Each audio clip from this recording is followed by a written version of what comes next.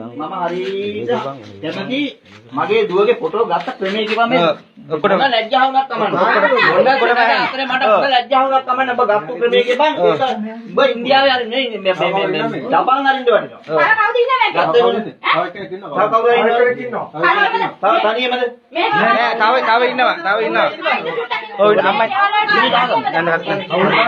කෑ ගන්න බවරුත් ඈ. මේ කාලවලට වීඩියෝ ගන්න බෑ. උඹට ෆොටෝ ගන්න පුළුවන් නම් උඹට ගෙවල් වලට මම ෆොටෝ ගන්න පුළුවන් නයි මෝ කියන වීඩියෝ ගන්න බැරි. ලැජ්ජද උඹට? ඒ වගේ තමයි යකෝ අර කෙල්ලෙක්. ඉන්න පුතා ටික මම කවුරු හරි ඉන්නවද? කවුරුද ඉන්නවද කවුරු හරි? උඹට හිරේ ගිලන් ගියා උරුදු ගාලා. ඕ නැන්ද කරබ ඉන්නකෝ. දැන් මූ ඔව් කියලා කිව්වනේ. හවුරුද නැහැ. එතකොට මේ ගෙදරට ගියේ කවද්ද? මේ ගෙදර ජනෙල් අරින්ද ගියේ කවද්ද? ආයි ගන්න. දැන් මේක ඔක්කොම කෑ ගන්න බෑ. පිළිගත්තා නම් ගියපන්.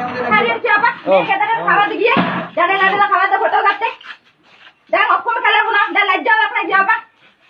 කවද්ද ෆොටෝ ගත්තේ? අයියා තව කවුරු ඉන්නවා බං අයියා. තව කවුරු ඉන්නවා. උඹ තනියෙන් අහුවේ. හරිද? එයාත් හදාගන්න ඉන්නවා. අපි ගමේ දෙයක් අයියා හරිද? කියලා ඔබ අපේ එකෙක් වෙන්න පුළුවන්. ඌ කියලා කිව්වනේ ඉතින්. ඌ කියලා කිව්වා.